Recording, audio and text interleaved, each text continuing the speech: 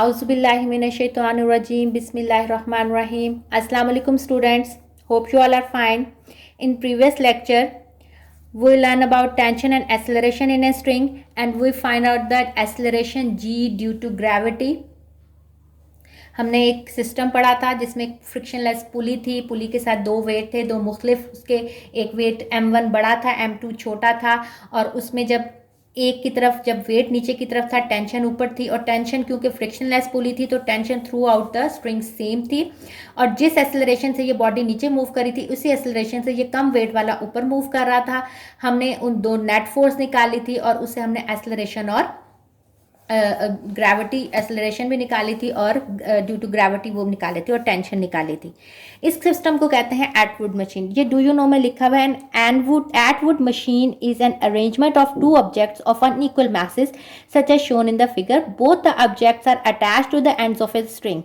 The string passes over a frictionless pulley. This arrangement is sometimes used to find the acceleration due to gravity. ये जो Atwood machine है इसको हम किस लिए यूज़ करते हैं कि समटाइम्स हम इससे एक्सेलरेशन फाइंड आउट करते हैं जो ड्यू टू ग्रेविटी इसमें एक्सेलरेशन प्रोड्यूस हो रही होती है बॉडी में, उसकी वजह से। तो अगर आपको पेपर में इस तरह क्वेश्चन आ जाता है व्हाट इज़ एटवुड मशीन, तो आपने पहले इसकी डेफिनेशन लिखनी है कि इसकी डेफिनेशन क्या है। It is machine which is use to find, it is machine या it is arrangement which is use to find the acceleration due to gravity. आपने इसकी कंस्ट्रक्शन में ये सारा कुछ लिख के और ये इसकी सारी वैल्यूज आपने इसकी निकाल ली हैं, ठीक है। लेकिन आपको पता होना चाहिए कि एटवुड मशीन क्या है। व्हाट इज़ एटवुड में आपने सिर्फ ये लिखना है और सिर्फ उसकी थोड़ी से बता दें कि आपने किस तरह इसकी कंस्ट्रक्शन की है, ये इस वाले पैराग्राफ में से। अब हम इसका एक न्यूमेरिकल करते हैं। Two masses 5.2 kg and 4.8 kg are attached to the ends of an inextensible string which passes over a frictionless pulley. आपने एक 5.2 kg का और एक 4.8 kg का वेट जो है एक इनएक्सटेंसिबल यानी जिसमें इलास्टिसिटी ना हो उसके साथ अटैच किया है। Find the acceleration in the system and the tension in the string when both the masses are moving vertically. अब आपने इसमें एक्सेलरेशन भी फाइंड आउट करनी है और टेंशन भी। आपके पास m1 मास कितना है 5.2 और m2 कितना है 4.8 kg। एक्सेलरेशन हमने फॉर्मूला निकाला था a is equal to m1 minus m2 over m1 plus m2g। इस फॉर्मूले में आप पुट करेंगे m1 की वैल्यू 5.2, m2 की 4.8, नीचे भी ऊपर सब्ट्रैक्ट हो रहे हैं नीचे ऐड हो रहे हैं। और ग्रेविटी क्या है 10 मीटर पर सेकंड स्क्वायर, ये आप लोगों को पता है। ग्रेविटी जो है वो कांस्टेंट है, वो हर जगह 10 मीटर पर सेकंड स्क्वायर होती है। आप ये सिंप्लीफाई करेंगे तो इसमें एक्सेलरेशन प्रोड्यूस हो रही है 0.4 मीटर पर सेकंड स्क्वायर। अब इसमें टेंशन भी आपने फाइंड आउट करनी है। टेंशन का formula 2m1 m2 over m1 plus m2 और g अगेन आप इसमें फॉर्मूले में वैल्यूज पुट करेंगे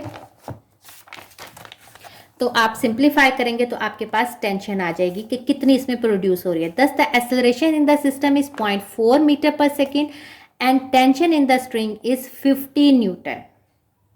ठीक है, अब हम अगला टॉपिक पढ़ते हैं।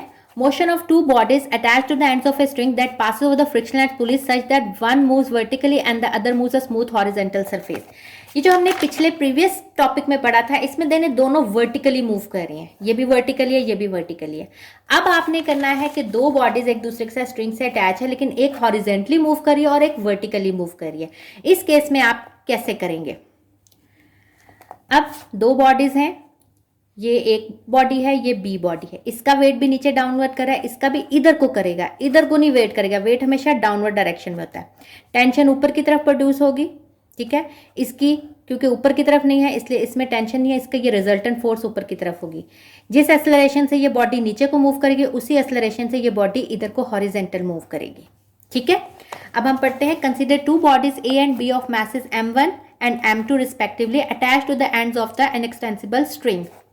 Let the body A moves downward with an acceleration A.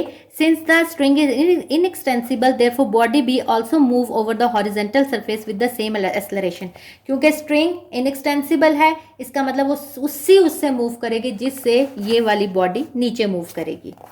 The pulley is frictionless, tension इसलिए सेम होगी, तमाम स्ट्रिंग में सेम होगी क्योंकि वो फ्रिक्शनलेस है। यहाँ स्ट्रीम होगी। Since body A moves downward therefore weight m1g is greater than the tension t in the string, क्योंकि ये नीचे को मूव कर रहा है जिस तरह हमने पीछे में पढ़ा था, इसका मतलब है ये एक्सेलरेशन नीचे को है, वेट भी नीचे को है, इसका मतलब है कि वेट उसका ज्यादा है उसकी टेंशन से। ठीक है, अब हम इसको भी सॉल्व करके नेट फोर्स से करके करते हैं। तो हम कहेंगे net force acting on body A किसके बराबर होगा, वेट में से माइनस करेंगे टेंशन को। फोर्स कितने हैं यहाँ F1, तो वो बराबर होगा वेट माइनस टी। F1 किसके बराबर होगा, m1a के, वेट क्या है m1g माइनस टी, सेम पीछे वाले की तरह। ठीक है, क्योंकि ये भी वर्टिकली करी थी। असल चेंज आएगा ये हॉरिजेंटली बॉडी का। तो since body A moves downward therefore the weight is greater than the tension in the string, net force हमारे पास आ गई according to Newton second law. ये मैंने आप लोगों को ये इस तरीके से करके बता दिया। अब बी के ऊपर कौन कौन सी फोर्सेज एक्ट करी हैं, बी के ऊपर weight m2 of the body acting downward, weight उसका नीचे की तरफ है। Reaction r of the horizontal surface of the body on body B in upward direction, मैंने बताया था रिजल्टेंट जब वेट नीचे की तरफ है रिजल्टेंट ऊपर की तरफ है। और tension in the string pulling the body horizontally over the smooth surface, और ये जो है ये इसको जो इधर खींच रहा है, ये टेंशन जिसकी वजह से ये हो रहा है, तो ये इसको यहां खींच रहा है। ठीक है, अब इसके ऊपर तीन तरह की फोर्सेस एक्ट कर रही हैं। अब देखें ये वाली वेट और ये वाला वेट, ये वेट और ये इसका रिजल्टेंट, बॉडी क्योंकि वर्टिकली मूव नहीं करी, इसका मतलब है ये दोनों फोर्सेस जो हैं ये एक्ट उसके ऊपर नहीं करी, तो ये फोर्सेस क्या हो जाएंगी, जीरो। तो फोर्स खाली किसके बराबर होगी, इस टेंशन के बराबर जिसकी वजह से ये यहाँ मूव कर रहा है। तो इसके ऊपर जो बाकी फोर्सेस हैं यानी m2g और r जो है, यानी जो उसके अंदर टेंशन नहीं वेट, और जो टेंशन में से हमने कहा था टेंशन, और उसमें से अगर हम tension and weight, sorry tension नहीं, सॉरी वेट एंड आर जो रिजल्टेंट यानी mg एंड रिजल्टेंट फोर्स, क्योंकि वो ऑपोजिट डायरेक्शन में और उसकी तरफ बॉडी मूव नहीं कर रही, तो वो क्या हो जाएंगे r0।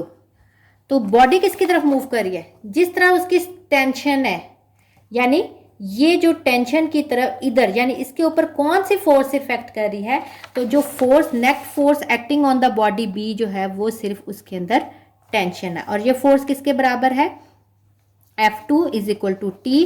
F2 आपके पास क्या आ गया, m2a is equal to T.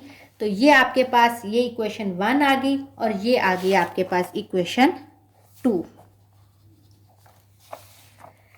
अब आपने इसमें से ऐड करना है इक्वेशन 1 और 2 को। ऐड करेंगे तो क्या बन जाएगा, m1a plus m2a m1g minus T plus T. तो ये कट जाएगा, a आ जाएगा m1 प्लस m2 m1g। तो एक्सेलरेशन आपके पास आ जाएगी m1g over m1 plus m2। ये आ गया आपके पास एक्सेलरेशन इसमें। अब टेंशन इसमें क्या होगी, a की वैल्यू को आप पुट करेंगे, हम सेकंड में पुट कर लेते हैं क्योंकि वो आसान है।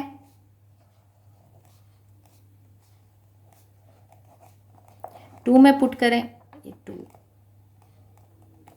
टू में पुट करेंगे, ये रही 2 m2 a is equal to T m2 m1g over m1 m plus m2।